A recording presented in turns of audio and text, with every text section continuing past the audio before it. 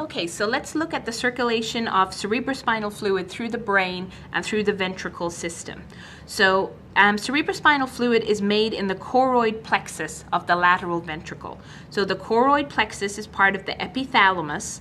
It creates the cerebrospinal fluid and drops it into the lateral ventricle. So the lateral ventricle contains the new cerebrospinal fluid, and then it passes through the interventricular foramen into the third ventricle. The third ventricle is in this area around the thalamus. From the third ventricle, the cerebrospinal fluid passes through the cerebral aqueduct down into the fourth ventricle. The fourth ventricle is at the level of the cerebellum right here.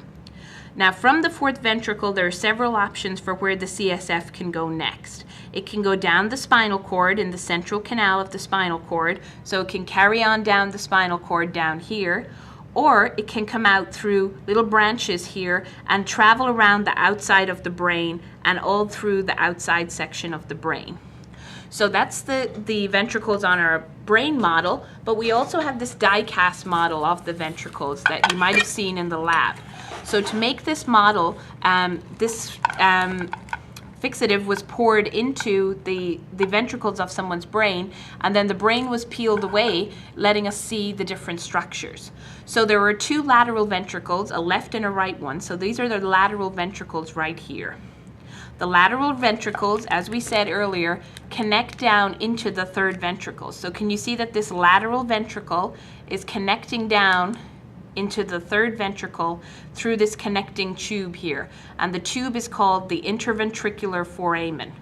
Remember, foramen is a hole, so this is a hole or a connection between the lateral ventricle and the third ventricle. So all of this here is going to be my third ventricle. Why is there a hole in the middle? This is so the thalamus can connect left side to right side through the intermediate mass right here. So all around the thalamus here, we're going to have our third ventricle. And then the third ventricle connects down to the fourth ventricle. Kind of have to flip it over so you can see that. So my third ventricle was up here. It connects down to my fourth ventricle, which is down here, through my cerebral aqueduct. So can you see there's a connector there connecting third ventricle to fourth ventricle. And then from the fourth ventricle, the fluid can either go out around the outside of the brain in the meninges, or it can go up and down to the spinal cord. So again, we've got lateral ventricles, interventricular foramen, third ventricle, all around the thalamus, cerebral aqueduct, then fourth ventricle. And from the fourth ventricle, there's a couple of options of where the fluid can go. Now, sometimes on our list is a structure called the septum pellucidum, and that confuses a lot of people. The septum pellucidum is a very thin layer of tissue that separates the left lateral ventricle from the right lateral ventricle.